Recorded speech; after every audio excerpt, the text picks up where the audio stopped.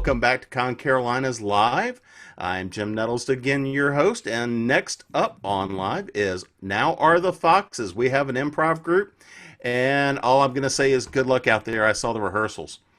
Oh, Dun, dun, dun. sick burn from Jim right out of the gate. Nothing but love, guys. Good luck. Hey, everybody, let's give a big round of applause to ConCarolinas. I know we're going to have people join in over the next few minutes, but we're going to go ahead and get going and introduce you to this fantastic cast. I'm going to start with right here. They don't know who I'm coming to, but I'm starting with Austin. Austin! Hey! Yay! And Jen. Hi, I'm Jen Bianchi. Oh, hey. And Tim. Hello, I am Tim. And Jim. There's Jim, everybody. Carla. Woo! And Mandy. Hi. And everybody's favorite ginger, Jason. Yay! And all the way from Australia, Emily. Hey! All right, and we are Now Are the Foxes. We are an improv comedy troupe. Improv means that everything you see tonight means everything is made up on the spot, never seen before, will never be seen again. We're going to be coming to you guys for your suggestions throughout the night. And so I'm going to ask everybody to practice that now in the chat, whether you're on Facebook, whether you're on Twitch, or whether you're joining us here in the Zoom call. Just give us your name. Put your name in the chat function. And what we need for our first game tonight is what are some questions, some advice that you would like to have, because we are going to really kick things up a notch tonight by giving you some of the best advice you ever heard. So what's some advice that you would like to have? The way we're going to do this, we are going to play a game with Emily, Jen, and Mandy. So everybody else is going to turn off their screens there. So we just see those three on the screen. And we're going to start with Emily. Emily's going to give us some really good advice. Jen is going to tell us who she is, and she's going to give us some bad advice. Then Mandy is going to give us some of the worst advice possible. So we're going to start by just having you guys introduce yourself. Tell us who you are. Oh, well, hey everybody. I'm Emily. Just here to provide some good, good advice for those who are in need today. So if you have a problem, let me know. I'll help you out. All right. Thanks. Hi, my name is Stacy Sampson, and I'm 16 years old, and my favorite thing in the whole wide world is puppies and kittens, and I also have my first crush on a boy. All right, and next?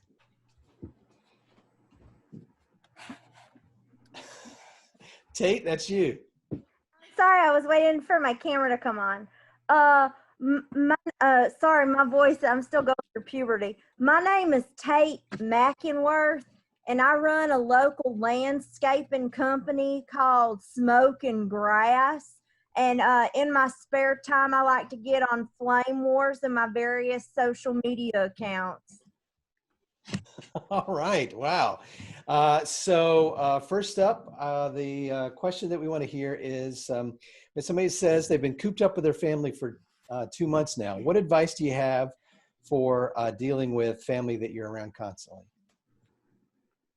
Yeah, look, listener, that's a great question. A lot of people are really struggling right now. And I think if you're having a hard time dealing with your family, you're feeling cooped up, don't forget to talk about it. Communication is key. Remind each other that you love each other, and we'll get through this. That's a great question. Don't give up. Thanks. Stacy, how about you? Hi. Oh, God, I'm so glad you asked me. So I think you should take a walk. You should take a walk out of your parents' house, and you should walk down the street, and you should walk to Jacob's house, and you should like climb a tree, and you can watch Jacob while he works out, and you can watch Jacob while he eats TV dinners. And I think that it's good to get outside and watch the one you love, but he doesn't know you exist. But you just gotta watch him from a distance. All right, fantastic. That is some bad advice. Tate?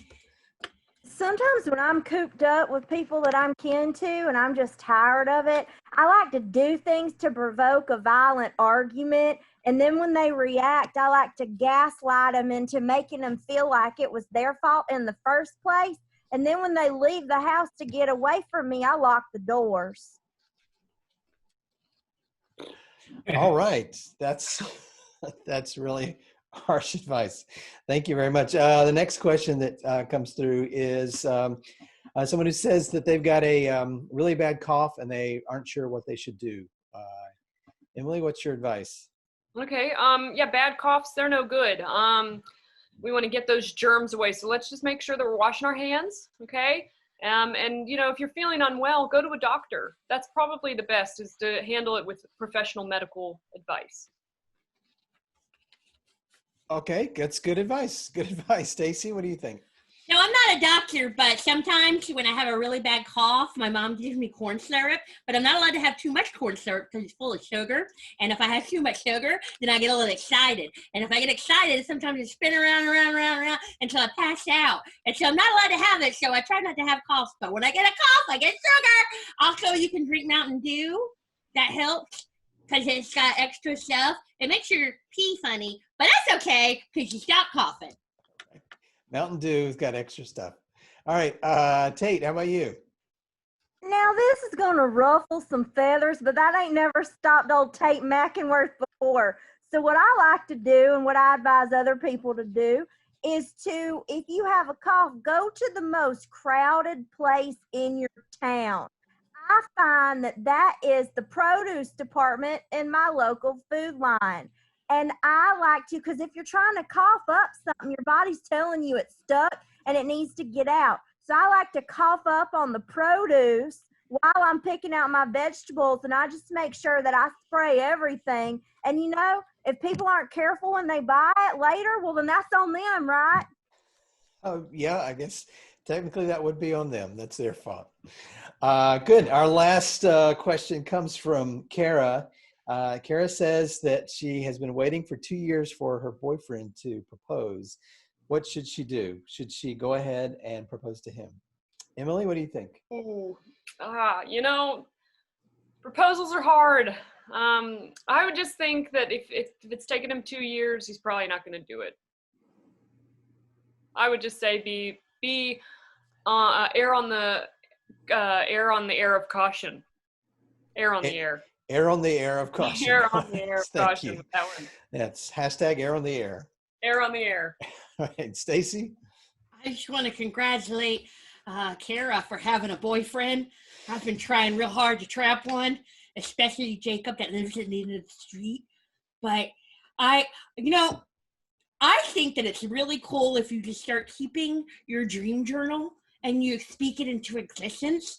And I know for me, I take a lock of Jacob's hair and I've been weaving my very own Jacob. So if he doesn't notice me, I still have a piece of him that notices me every night. And I put it next to my face when I sleep. So I think that, you know, just your imagination, you can always be married and together forever. Okay, that's disturbing, but thank you. And please, Tate, help us out. Now here's old Tate Mackenworth out on a limb again. I know this is going to be a popular thing to say, Kara, but you said you got a problem, and old Tate Mackenworth's here to help you solve it. And sometimes your medicine ain't going to taste good. Now where I'm going with this, Kara, is have you looked within and asked yourself why the hell it is he ain't popped the question in 2 years? I mean, are you wearing sweatpants too often? Have you cooked him a meal that didn't come out of a can recently? Do you let him hold the remote control? If the answer to all of these questions was not yes, I don't think the problem is why he hasn't proposed. I think the problem is how come he doesn't have a reason to. Boom, Tate McInworth out. All right. There you go, Kara. That should do you just fine. All right, great. Thank you. A big round of applause to all of our experts here. Everybody back up here. All right. Great job. Good. This next game is called Three-Person Monologue. It's for Austin, Mandy, and Tim. And so everybody else is going to hide. And although it looks like three people here with Austin and Mandy and Tim, it's actually one expert. And so what I need in the chat is, what is this person an expert in? Anything at all. And what's going to happen is they're going to speak as one person, one at a time, but they're going to pick up from each other and kind of pass off the baton. I'm going to do that through our technology here. They're not going to know when I'm coming to them, but when I do come to them, they're going to pick up and keep the flow going. So great. I see. Let's see. What are an expert in? All right. You are an expert in horror fiction. Horror fiction. You're Good. saying horror, like horror. Thank you. Horror. Okay. HORROR. Horror. Thank you, Mandy, for clarifying. That's an Just important. make it. It's an important distinction. All right. Good. And we are starting with Austin. And go. Good evening, and welcome to my horror fiction podcast. My name is Pascal Samuel de Monsanto, and I am here to bring you the best advice on all that is horror writing. And fiction. Because my name is Pascal Leguardo. So there I was on the beach of Maine. You ever been to the beach in Maine? And it was scary. And I looked out over the ocean and I said to myself, Pascal Leguardo, you're going to be the best horror fiction writer that ever lived. And the Sea of Maine, whatever ocean is on the edge of Maine, hovered back to me on the wind. Pascal LaGuardia Airport, you are going to sweep the nation with your horror. That's horror. It's not another word. Horror fiction writing. And so I decided to make a podcast as I write my horror fiction and send it out onto the waves of the internet to you. My good and adoring followers and fans and mother and ex-girlfriend, I want to thank all of you for supporting me while I am on this journey that I find myself on that is so breathtakingly new and exciting, mainly, because I moved out of my mom's place, and it's something new for me to do as a horror fiction writer, and I really appreciate you all watching. Oh, the way that I keep my podcast moving very smoothly. And this also transfers over to blog that I write in every single day from the bathtub on my iPad. And I want to take a moment to specially thank one fan who told me that I could not do it and was so excited because they brought me into this world. And I want to thank you, Mom, for being my #1 fan on my blog, my podcast, because where would I be if it weren't for you? And your husband, Derek, who is a terrible stepfather and makes me want to ram my head into the wall when I think about all the things he has done in my life, and I implore my podcast family to look for the Derek in your life to form friendships and bonds that last forever. Because Derek's are around every corner. They are the male equivalent of Karens, and we must strike them in the face with our nice hands and not with our angry hands. for my name ain't Padrel LaGuardia. And scene. Great job, everybody. Pascal LaGuardia. All right. Yeah, what was it, Austin? Do you remember? It was Pascual something de la Monsanto. It was because Monsanto. All right, good. This next game is called Press Conferences for all our players. And my good friend Jason is going to he's going to lead a press conference. He has written a fan fiction, but it is a fan fiction that has a very controversial and unexpected element. The key is, he's going to hold a press conference about that. Key is he's not going to know what it is. So I'm going to ask Jason to unplug your earplugs. And yep, there you go, both of them.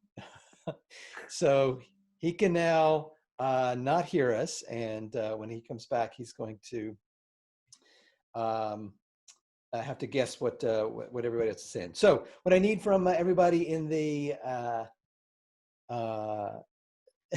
chat is a type of fan fiction. What kind of fan fiction does Jason do? And I see right out of the gate that it's Harry Potter fan fiction. But we're gonna change it up. There's something that he wrote in that fan fiction that is very controversial, and I'm gonna make up what that is right now. I'm gonna say that he made Harry Potter completely evil, 100% evil. Harry Potter is the bad guy in Jason's Harry Potter fan fiction. All right, so he doesn't know that. He's going to have to guess it. These guys are going to ask him questions that are going to give him clues, and we'll give him a few minutes and see if he can guess it. So Jason, come on back. I'm giving him the high sign. Everybody give Jason the high sign. Jason, come back. Come on, my friends. Yeah, you, come back. Yeah, that's you. All right, good. So please introduce yourself and tell us a little bit about what you've written. I'm not going to be the kind of writer that's modest. I think this is the best literature to come out of American fan fiction in the last 100 years. I'm quite proud of it. Put a lot of sleepless nights into it, and I think it is erotic and compelling and brilliant. And I wrote it. Yes, miss.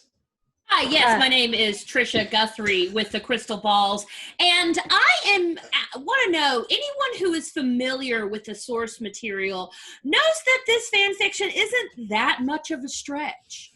How do you feel about that? Life imitates art, imitates life. Miss, you in the sweater with 4 fingers raised. Thank you.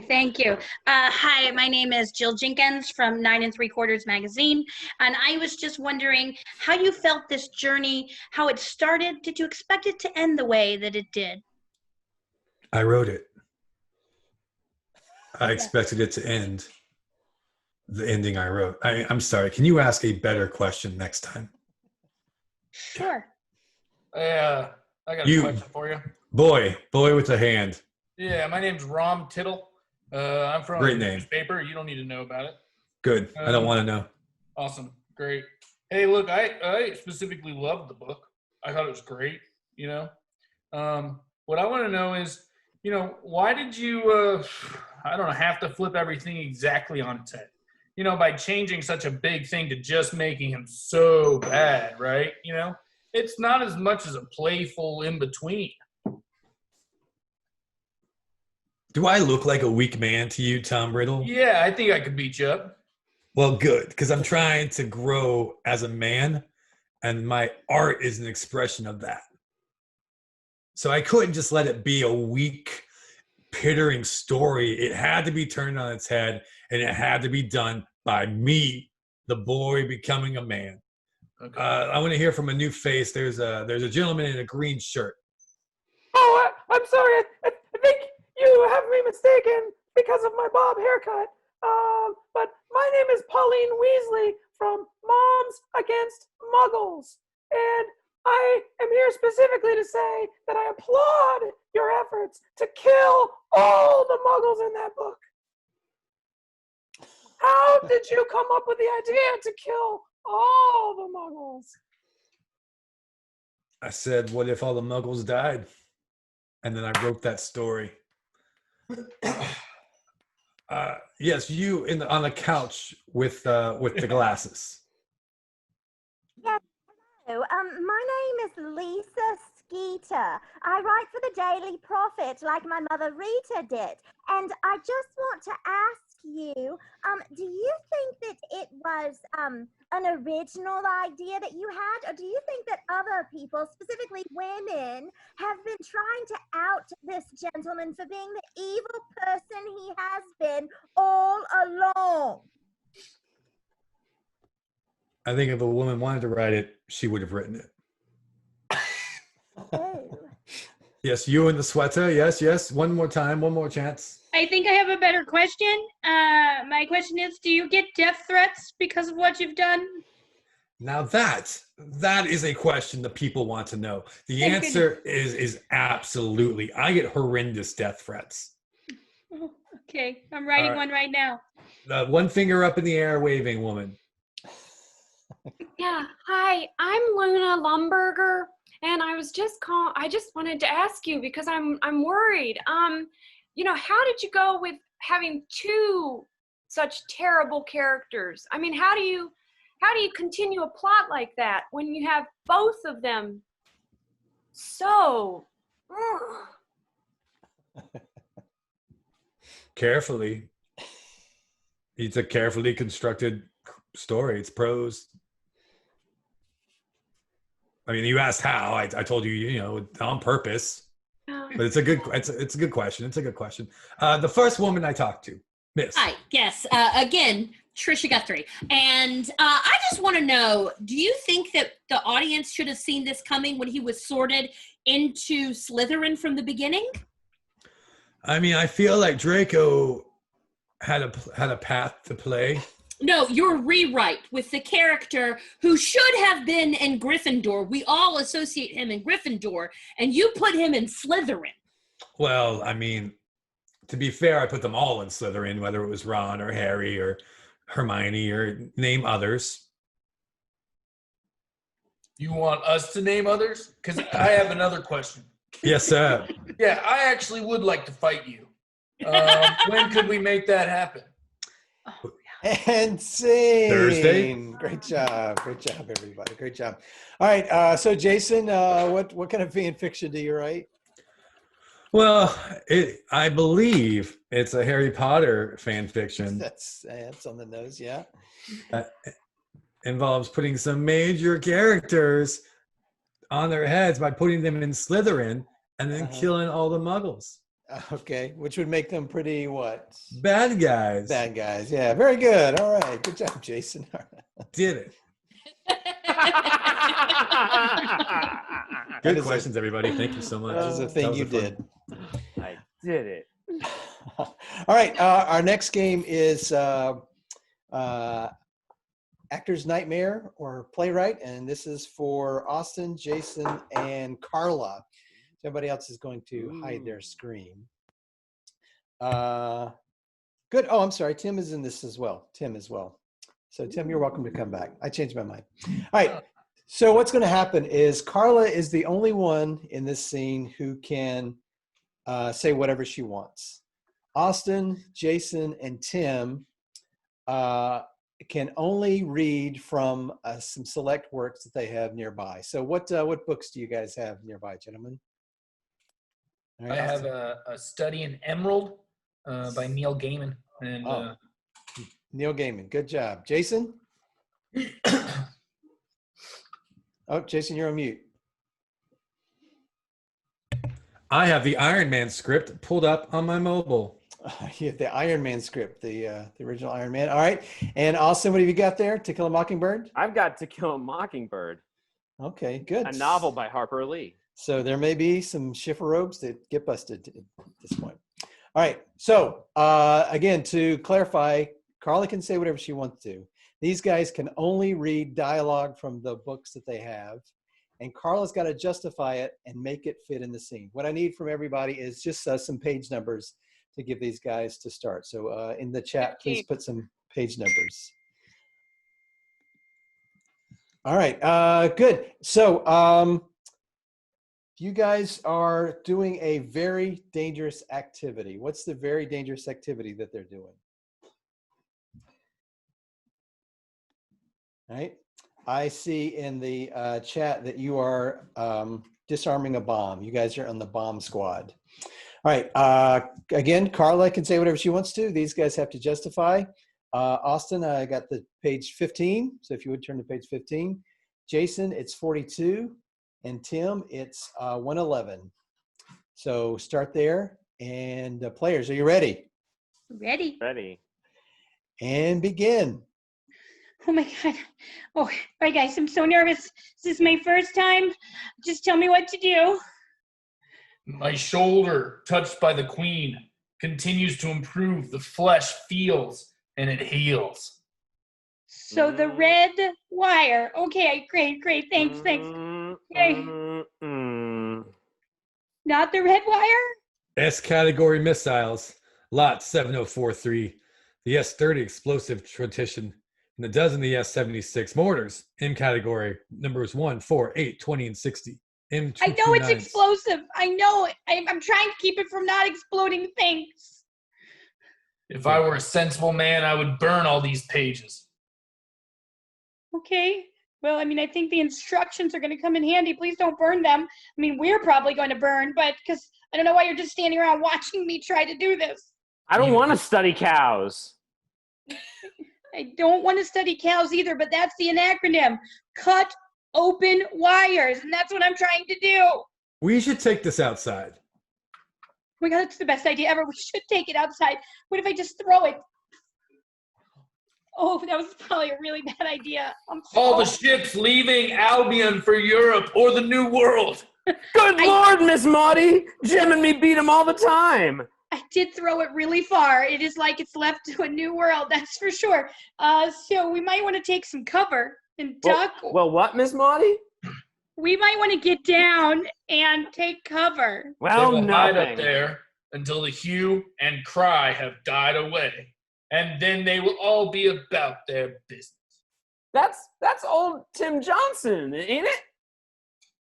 Yeah, pretty sure he just picked up the bomb, and he's definitely going to be about some business in just a minute. I just don't know what's going to happen. Bit ostentatious, don't you think? I mean, What's he doing? Trying to catch his tail? I mean, I think he's just like taking a selfie over there with the bomb. Nah, he's just moseying along, slow. You can't hardly tell it. But he was not the one who killed the prince. Let's just take it slow, okay? I got the board right where we want them. Are you telling me a story, Jim? Well, I was going to tell you guys, to call my mom if this goes bad, but I guess this bomb might never explode. I didn't look at the timer and how long it had left. You just told me to disarm it. Don't you lie to me! Okay, I know exactly how much time it has left. We have 6 minutes left to live, guys. You look like you should always wear that dress. And if you're talking about what I think you're talking about, perhaps we should leave it there. Good evening, Miss Dubose! Care to dance? Well, I mean, in this dress, I might dance. It'll be my last dance. And yeah, let's do it. Enough's enough. We didn't even start yet. Blam, zoom, pow. Well, you're going to rap for me while we dance? My gosh, you're making the last moments of my life fantastic. I have spent many days retracing the movements of His Highness, I went from gambling hell to brothel to dining den to madhouse, looking for our pipe-smoking man and his friend. I guess we should confess all of our sins before we go. Thanks for telling me about the brothel. That was a lot of information I didn't need to have. Central panel, red button, press it. Well, I threw it over there, but okay, Press it. I'll go do it. Oh, go on and leave me alone. I'm reading the paper. And scene. Great job. Gripping prose. That's That was actually great. that's actually pretty good. All right. Actually. It's actually pretty good. Thank you for that compliment, Kale. Babe, Appreciate babe, it. your haircut actually looks great. I'm not at all disappointed. All right. This is a scene for everybody here. What I need in the chat are some locations. So if you would put in the chat, whether you're Facebook or Twitch or on Zoom, some locations, as many as you can. So in this one, we're going to, instead of turning off our cameras, we're going to cover our cameras. And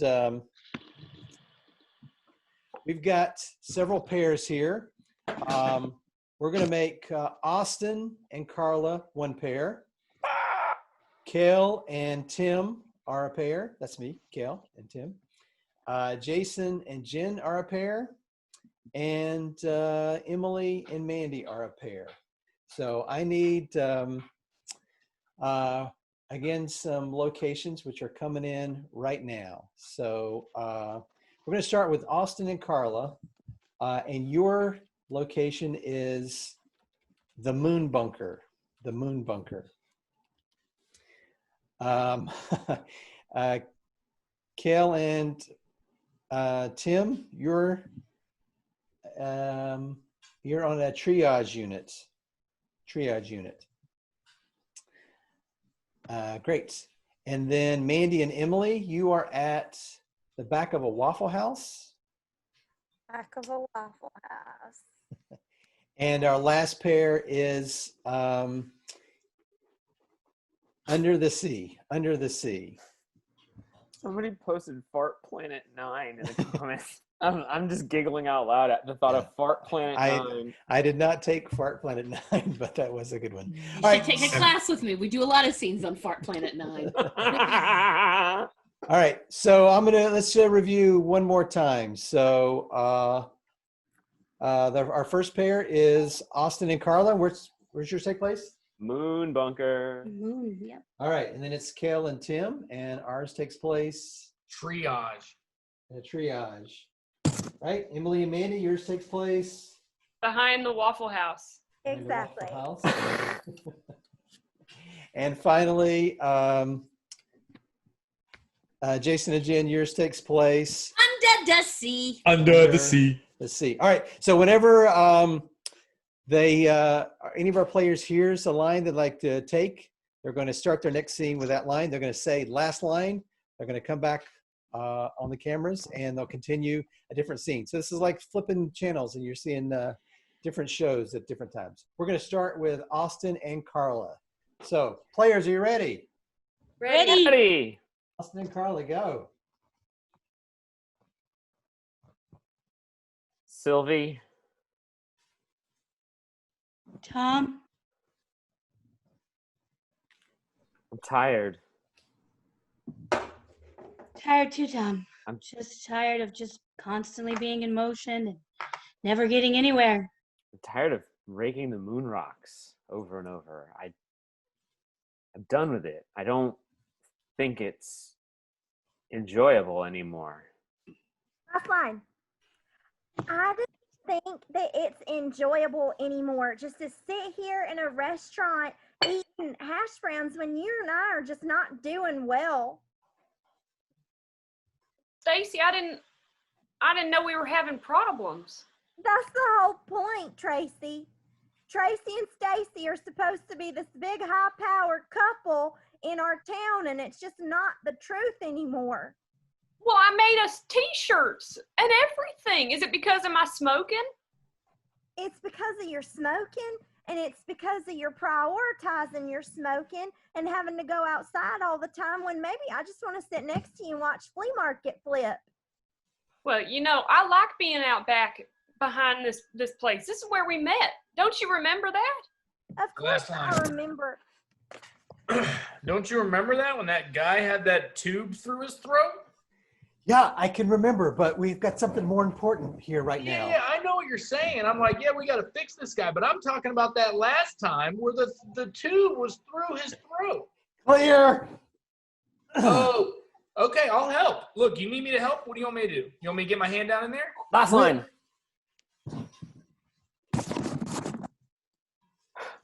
Okay, I'll help. You need me to get my hand down in there?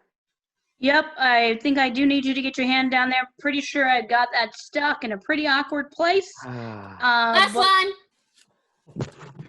I'm pretty sure I got that stuck in an inopportune place. Oh yeah! Oh yeah! Oh yeah! This is how we go on TV. We make our millions. We're film us getting stuck in weird places. Listen, I know that your dad is the Clouseau guy, and you got a lot to prove. And you know what, bro? I'm here to prove it with you. We're going to prove that we can go underwater and make stuff happen without the help of science. Last line. Without the help of science, I think we can fix this guy. No, we need science. I need you to be a doctor right now. You haven't seen me use my magic powers. Last line. Stacy, you haven't seen me use my magic powers yet. We could be something together. I think we should do marriage counseling. Tracy, I'm all for giving you one more chance, but you need to realize I've been waiting for you to reach your magical potential in this tiny little hamlet of a town with just a Waffle House and a stoplight, and it ain't happened. What do you want from me, woman? I don't know. I'm trying my best here. Last line. I'm trying my best here to push harder. I'm trying my best here. Abracadabra. No, stop that. Did it not work? Expelliarmus. No. Last line. No. Yes. No. Tracy, just show me who you are. All the artifice, drop it. Last line. You guys were partying? Drop it. End up at the Drop triage? it. What? Oh, man! I thought we were underwater. Turns out we were in triage the whole time. This is underwater Both triage. saved our They lives. got a big bathtub. I teleported them with my magic. Ta-da! Last line. Ta-da! Oh my God, we did it. Thank God we're not going to die. I mean, that rock was blocking our oxygen. I know. You're welcome. Well, I feel like I did all the work. Stacy, you're welcome. I bought us this house to commemorate all of our good times together. Oh my God. You know what I love about you, Tracy, is that you'll totally ignore all of my misgivings and just escalate the relationship and buy a house behind this Waffle House. Dancing. Great job, everybody. That's how all my relationships go. I want to break up. I bought you a mansion. Okay. Gotcha, Yoda. Explains so much, Mandy. It explains so much. All right, good. I hope everybody's having a good time. Let's give one more shout out to ConCarolinas for hosting all this. Thank you, guys. All right, you know what? This one is going to be for all of our players as well. And if you're watching this, I suggest gallery view for those of you in Zoom. Jim, if you could put us in gallery view as well for the Facebook live feed for this next one. Super. All right. So this is called Actor Studio, and Jen is going to be interviewing a very famous actor who will be played by Tim. So we're going to start with just Jen and Tim, their screen up. And as we go, we're going to see some of the highlights from Tim's career. What I need in the chat is, what's the name of Tim's famous actor character. So just give me a name of a famous actor. Anybody whatsoever. Oh man, I was gonna do Robert Boucher. Fart McTootson.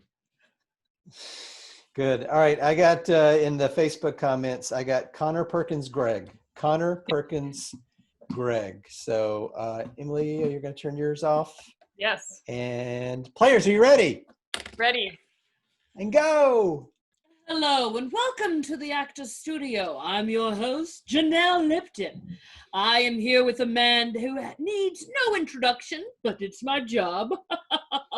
Please put your hands together for Connor Perkins Gregg. Oh, Mr. Gregg. Can I call you Connor, or all three names are needed? CGP, CPG, whatever you want, baby. CPG. Well, Connor CPG. Perkins Gregg. You have had a long, long career, and I, for one, have watched every moment. Thank you so much. That means so much to me, CPG. Oh, yes. I want to say that no star has ever had a debut quite like you did in Oopsies, That's My Gun, the spaghetti western. Yeah. I just, that was your breakout role. Yeah. And, it was crazy because I was 4 years old, and to give the lead role to a 4-year-old. It was a stroke of genius by the director, Fart McTootson. We've got the scene where your character finally discovers that the bad guy was his mother. Roll the tape. Tumbleweed, tumbleweed, tumbleweed. Oh. So it's a silent film. I forgot to say that. The first part of it is a silent film. That's what builds Tumbleweed, the tension. tumbleweed, tumbleweed. And then my character learns how to speak. I'm only 4. You're only 4. I'm bad. Son, you're doing so well. One day you'll save this town. Mama, why you go be a bad person? Well, I slept with an Italian man and had you, so Mom's been a bad person for a long time. I'm gonna need you to have more goodness. Yeah. Oh. Yeah. Yeah, No, Mama. No. I will try. I will try, but I just saw the new sheriff in town, and I'm feeling kind of good. Heartwarming, it really is. It really tugs at your heartstrings. Now, how did you feel having to do an accent your very first role? Honestly, I was a 4-year-old. I don't even have memories from when this was filmed. I remember going through it being like, in my mind, even as a 4-year-old, is this, insensitive to Italian folks? And they didn't care. They said, ugh. Yeah, when you make art, you're forgiven. You're forgiven. And let's talk about what true art is. Let's talk about your very first Oscar snub. Yes. The rom-com. Mm-hmm. I said, what now? I said, what now? I said, what now? I said, what now? I said, what now? Yes. It was riveting in a way that only rom-coms can tug at your heartstrings, but also have a message of unity. I think it was Love Actually meets Pan's Labyrinth. Ooh. You know what? Good example. I say, what now? I said, what now? Let's show a clip.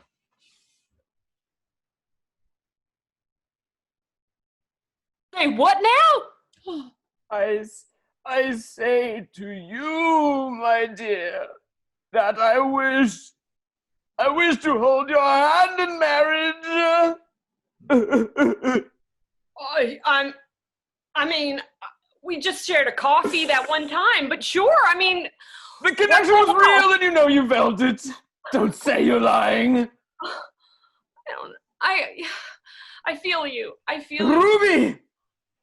Come away with me to my abode I say what now? Oh, that is. I have seen this movie so many times, and every time I watch it, I find something new I love. Never seen it actually. Oh, do you not Yeah. watch any of your films? No. I don't like movies. You know, Ah, I got into acting because of the money and the babes. all right. Well, speaking of which, you did meet your third wife, Julia Bopperts, on that film. Julia Bopperts. Yep. Longest marriage, 17 days. Yeah, Longest and I was marriage. pretty proud of that. Yeah. I will say, the movie itself, it was fiery. You know what I'm saying, babe? It was Passion. fiery. you know? Yeah. I say, what now? I say, what now? Yeah, And, you're a passionate guy. But this scene that you're going to actually see, really just raw emotion. Me and Julia Bopperts going back and forth. Wait a minute. Is this the musical of Bring Rain from the Mountain? Bring Rain from the Mountains, the musical. Oh my gosh. I say, what Everyone now? I say what now? This is the musical version of the I Say What Now. This is where you actually got the Oscar. I got to kiss her real good in the scene. Yeah, so set up this love scene where there will definitely be There's kissing. definitely be some mouth-on-mouth kissing. Definitely kissing, mouth on mouth. There's definitely music. All of these things in I Bring Rain from the Mountain. So what are we about to see aside from a lot of kissing and a lot of singing? You're going to see raw emotion. I'm That's excited. I can't wait. All right, please roll the clip from I Say What Now, Part 2, I Bring Rain from the Mountain. Tech guy has got a delay. It's a YouTube clip. We didn't make it to actual theaters with this film. So they It's so controversial. I brought rain from the mountain, my baby girl. Yes, I did. Brought the rain. I learned to sing. I That am rain- here. Take it away, my horse named Stanley. I'll say one now. Now. I'll say one now. We can't stop the clip until we see I'll the say kissing. one now. Yeah, there's some kissing coming up. When is that kissing coming? Haley, you're looking really sweet tonight. Oh no. She's gonna Stanley, you are too. I Bring Bring can't, on the kiss. Bring on the kiss. Let me lay it on you. I can't help myself. I got Anyways, it was a great. There it is. What an interesting thought to have the Great camera effects. view of the lips. Yeah. Insane. Great job. Insane. Oh man, I am watching the feed on Facebook Live, and that was horrifying. So,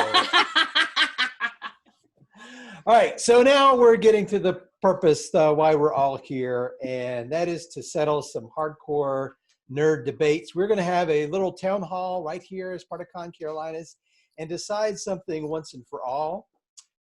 We are going to decide which is the better captain, Kirk or Picard. And that suggestion came to us from Joe Melton in the Facebook group. All right, so this is for all our players. And Austin is going to be pro Kirk. Emily's going to be pro Picard. Jason pro Kirk. Jen pro Picard. Carla pro Kirk. Mandy pro Picard. And Tim pro Captain Kirk. If you don't know what those two names mean, then you're going to make it up. It's all improv. All right. Players, are you ready? Ready? Yeah. All right. Well, thank you all for joining us. Please, if we could have a civilized debate, I would really appreciate it. Our first speaker, we're going to allow you to say your piece, and then we'll share the mic with others.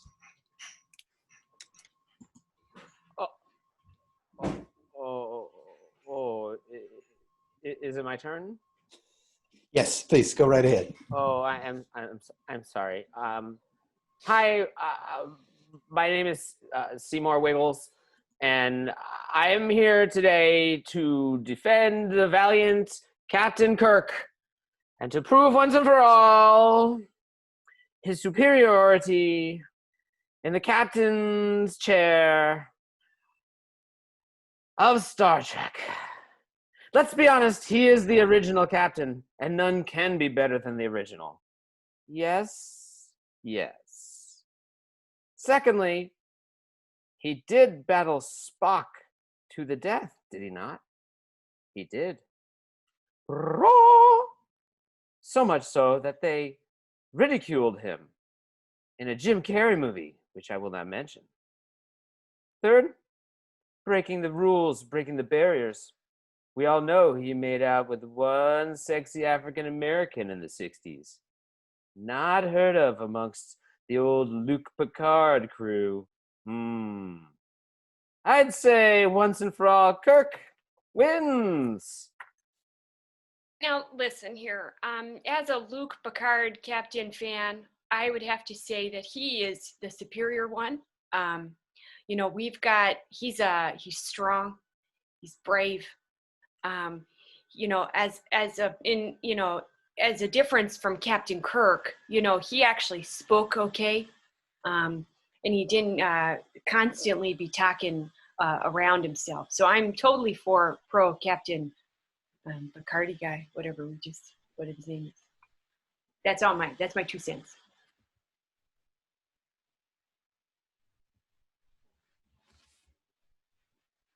Jason, you're on mute.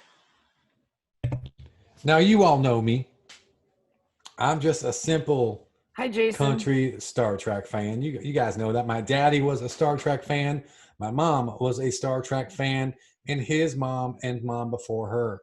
So I come from a long line of people that love Star Trek. And I have to tell you, the fact that we are even having this debate is an insult to the great Gene Roddenberry, because he already perfected the mold when Kirk was his first captain. And I stand by that. I stand by the reasons that my boy Austin did say. I stand by the reasons that I do say. And I'll stand by the reason other people over here on my side of this table going to say. I don't even know what they're going to say, but I believe it because it's right. Listen, I think I'm in the wrong place. I was here to debate the French revolutionists, the Picards. We all know that they were a religious sect in the 15th century. Obviously, their banner, which was a duck, and it said Veritas Vinci, which means something very important that I don't know because I don't speak that language. But we all know the Picards were a proud house, okay? And they defended their lands from the Bohemian crown. And so anyone who is a Picard is all right with me, all right? It's all right. Yeah, I agree with you. Also, I don't remember anyone else having a CBS show except for Jean-Luc Picard. I'm just throwing that out there. Like a reboot. Oh, is it my turn? Oh, sorry, I was just watching some videos of Captain Kirk, because whoa, Captain Kirk is what I think about at night when I go to sleep. I've never seen a man with so much testosterone. Look at the boys in 9th grade, and they're nothing like that. Nothing like that. Nothing. He gets people to don't look like him, and he gets aliens to love him. And I want to love him every night. I learn to love him. I think of him. I dream about him. The red planet is where we will have our honeymoon.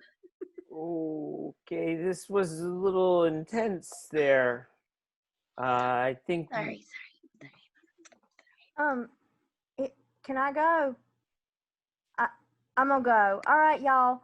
It's me, Tate Mackenworth again.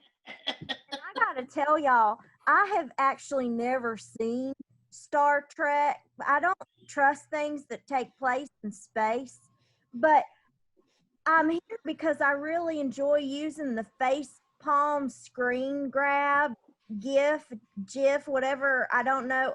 But I like that face palm one of that bald. And And so if it's between the two of them, I pick the bald man over the one with the weird ears. I just trust him more.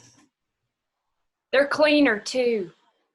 Yeah, so I'm gonna go with Picard. Yeah. In my turn? Yeah, cool. Listen, ladies and gentlemen of the town hall, fellow esteemed guests, colleagues, my dentist is here for some reason. Okay. So anyways, I don't know, all this Star Trek stuff, it seems fun, but I do like that Chris Pine. You guys seen that guy? That guy is sexy, okay? Look at this guy. You see that face?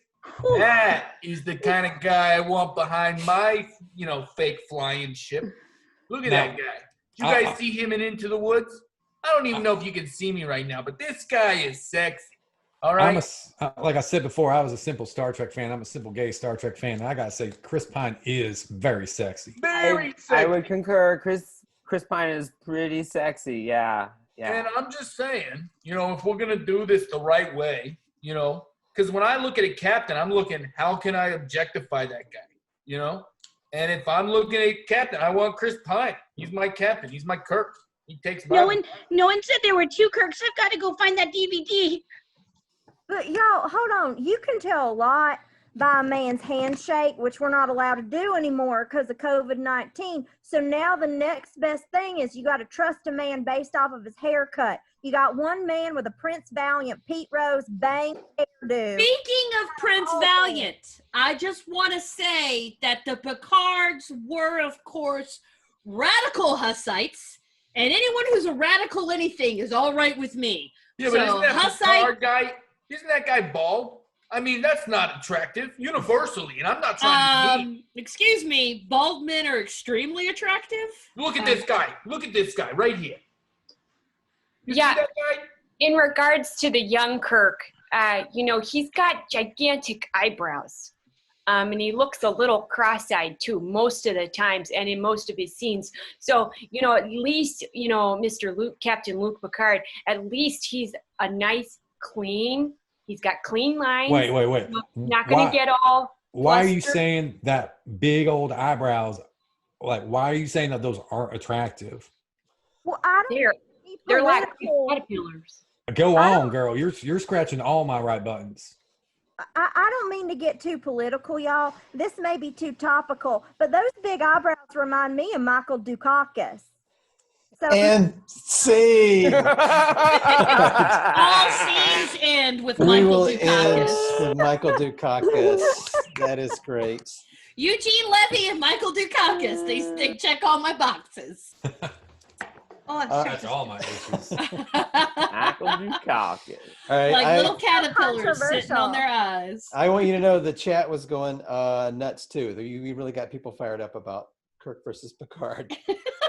Looks like they all landed on the guy from Deep Space Nine, though. So the Facebook chat was going wild. yeah. All right. Good. We got a couple more games. We might go a little bit long here, but we got a brand new game we haven't played before that we just have to make sure we get to tonight. This is going to be with Jen Bianchi and Jason Spooner. This is called Bad Puppet Theater. Never been seen before. And so this is all going to be completely done through the puppets. I need in the chat one word of inspiration, not Chris Pine blah, but give me one word of inspiration in the chat that's going to get these guys started. All right, I see the word smoke. So we're going to take the word smoke. Players, are you ready? Ready. All right, well then, ladies and gentlemen, Now Are the Foxes proudly presents Bad Puppet Theater. Burn! Gary, where there's smoke, there's fire, and I feel like you have got some things you want to talk about. You don't have to burn your feelings, Gary. You can talk to your friends. This is how I process things, Carol. You knew that when you joined up in my polyamorous throuple. I understand it. I understand it completely, Carol. I'm here for you, babe. I've always been here for you. Why don't you jump in my pouch? Just jump in my pouch. Now I feel safe. Okay. Oh, So you're trying to say, by me asking you to confront your feelings and emotions in a healthy way, does it make you feel safe? Yes, that's exactly what he's saying. You want to talk about it? I just listen. When I'm confronted with things that make me feel, I just have to destroy. Because if I destroy, then I know I have a purpose. And if I don't have a purpose, then who am I? I'm just a dragon and a thruple with an elephant and a sea dragon. All right, everyone knows that I'm a moose and a walrus. That's clearly who I am. Yeah, and I'm an elephant, and I'm also a kangaroo. Duh. Like, you would think that wait a minute. You don't even know us. Wow. Okay, are you upset? Do you need to talk about your feelings? Gary? Listen, I noticed you were both interspecies. I was just confused marsupials also have pouches. There you go. Every time you guys, yes. Go on. Oh.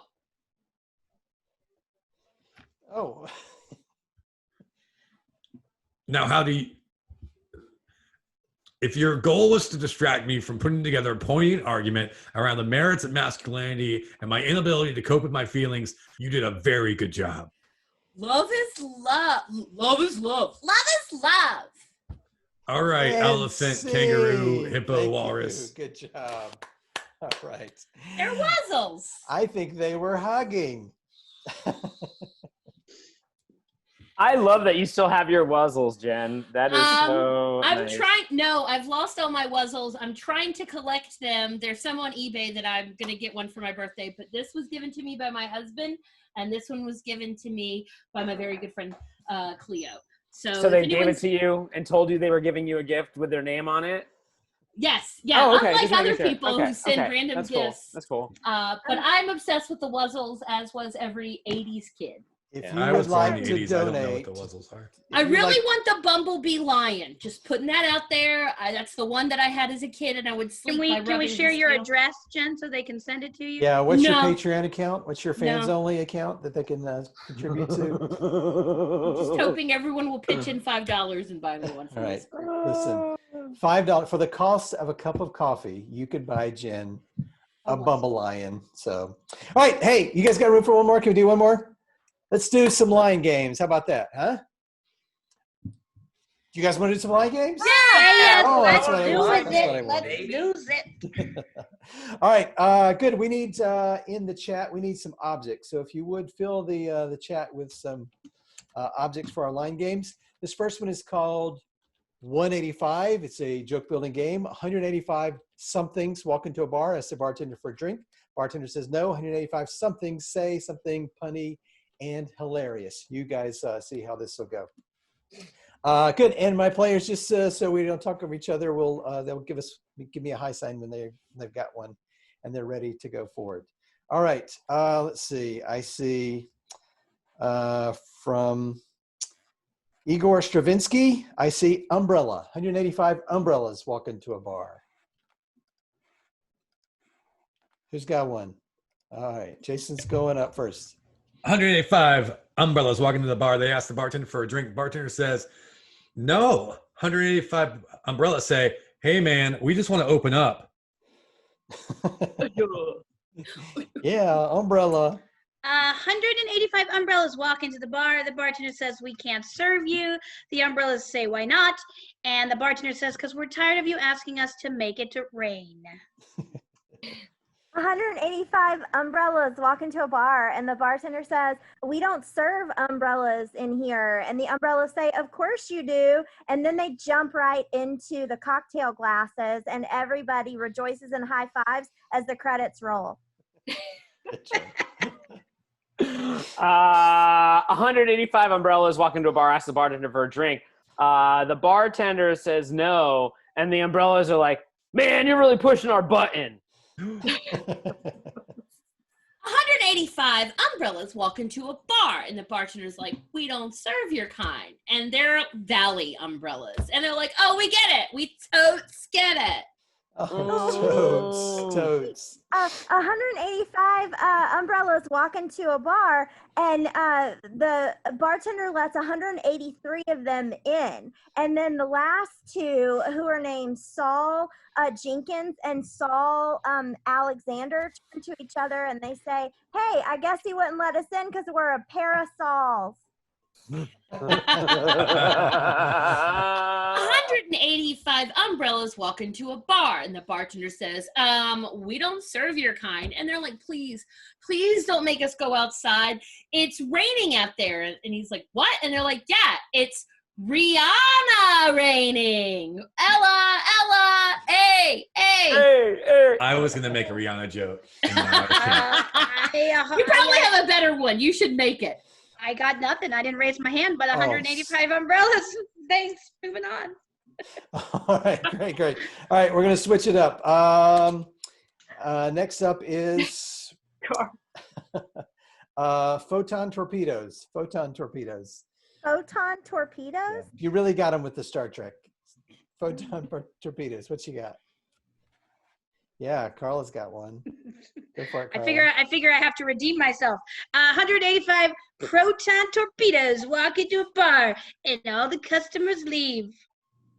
180 photon walk into a Vietnamese restaurant, and they're like, hi, we would like to be served. And the guy's like, oh, you didn't. 185 photon torpedoes walk in the bar, and that's the bartender for a drink. Bartender goes, hey, you guys want your usual? 185 photon torpedoes say, make it so. Good one. That's like the card joke. Yeah. 185 photon torpedoes walk into a bar and ask the bartender for a drink, and the bartender's like, no, just get out of here. And they're like, these photon torpedoes are like, we're going to go thermonuclear! 185 photon torpedoes walk into the bar. The bartender says, what will you have? And they go, Jim, beam me up, Scott. Hey y'all, it's me, Tate McInworth. I've never seen Star Trek, but I would guess that if 185 photon torpedoes walked into a bar and the bartender said we don't serve photon torpedoes in here, then the 185 photon torpedoes might say, oh, well, I guess we were trying to go boldly where no man still can go. Because isn't that a Star Trek phrase? That's just good job, Tate. Good job, Tate. 185 photon torpedoes walk into a bar, and the bartender says, we don't serve your kind. And they get really sad and depressed. And they're like walking out, and their heads down, they're shuffling their feet. And he's like, what's wrong? And they're just like, I don't know. Nothing matters. Oh, all right. So good. Good job. We're going to switch it up right now. And I'm going to get out my best Shakespearean cavat for a game that we call Shall I Compare Thee? So these guys are going to write for you on the spot a Shakespearean sonnet based on the objects that you put in the chat. You guys are familiar with Shall I Compare Thee? Shall I compare thee to a summer's day? Thou art more temperate and more sweet. Something like that. All right, so I'm going to take first, again, from Joe Melton, werewolves. Shall I compare thee to a werewolf?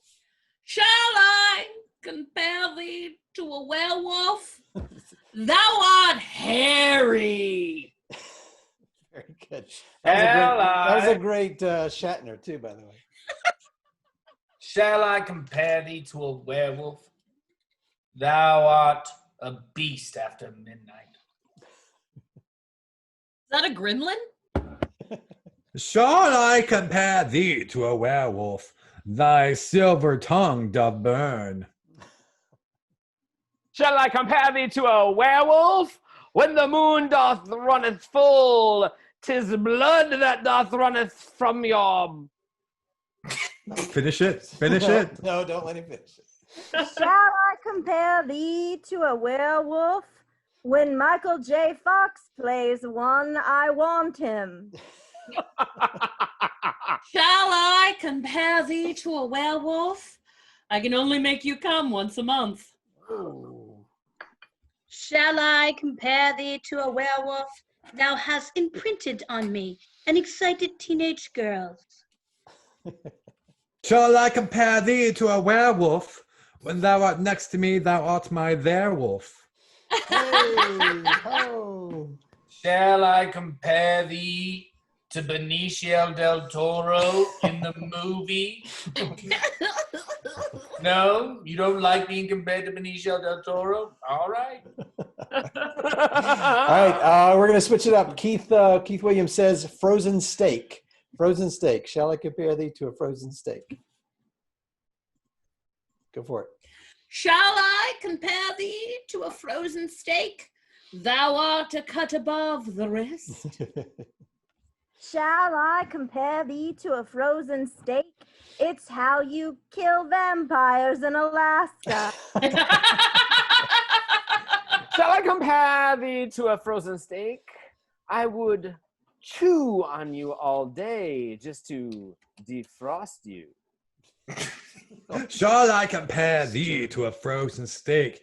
Though thou doth come in a pack of 40 from Costco, you are the last to be had. Shall I compare thee to a frozen steak? When I pull you out, you are rock hard. Oh, whoa. Okay, that was worse Easy. than mine. Shall I compare thee to a frozen steak? When I useth my tongue, it is stucketh in place. Shall I compare thee to a frozen steak? If I play my cards right, I can have you in the dumpster behind the Costco. Oh, no. Shall I compare thee to a frozen steak? How do you feel about T-boning my ribeye? Shall I compare thee to a frozen steak? I wait for days before I can have you. Oh. Shall I compare thee to a frozen steak? Butchered by another man, yet stored in my freezer. Shall I compare thee to a frozen steak? Thou was worth the journey to Omaha. All right. Great job. Great job. All right, we're going to switch it up. Last game. What I need in the chat is I need some holidays, a favorite holiday. And this is pickup lines. So we'd love to hear your favorite and best pickup lines. Let's just start with just to get a baseline. So what are some great pickup lines that you know work? Are those space pants you're wearing? Because your butt's out of this world. Perfect. Perfect. Are you from heaven? Because you're an angel. I'm a woman, and I would like to take you home tonight. If you were a booger, I'd pick you first. That's good too. Oh, why am I still wearing this? If I was in charge of the alphabet, I would put you and me together. You and I. You know what? She sounds stupid. I'm in. You can't spell stud. You can't spell stud without STD. All right, you guys get the idea. I just made that one up. All right, this is Good. We're Now- supposed to be making all this up, Mandy. you guys are so pro level though. We're going to increase difficulty level. I got the suggestion Arbor Day. So what are your best Arbor Day pickup lines? Yeah, go for it, Jen. Hey, baby, I don't know much about you. I don't know much about Harbor Day, but you want to come back to my trailer? I'm Tate's brother. Hey, baby, I just checked my calendar and it's Arbor Day, so why don't you leave with me? Hey, girl. I'm all bite, no bark. What you say? Does that work? Hey, listen, I don't know a lot about love, but I know a lot about Arbor myths. So why don't you come back to my trailer? I'm Kate's cousin. Hey, I would like to plant my seed in you and then wait 7 to 25 years to then reap that fruit. Okay. Hey, it's me, Tate McEnworth. And it's Arbor Day, so I was hoping you might come over to my house and count the rings on my trunk. And by trunk, I mean penis. Hey, girl, I just want to let you know I got a really big dock. Oh, wait, it's not Harbor Day? It's not Harbor Day? Oh, my bad. My bad. Hey, it's me, Peter Greg Gerbitson. I just want you to know that I've been hanging out with Tate and his cousin, weirdos. I want you to stay away from them. All right, you have a safe time on Arbor Day. Enjoy it responsibly. And you stay away from those dudes. I'm not trying to hit on you. Nothing. Hey,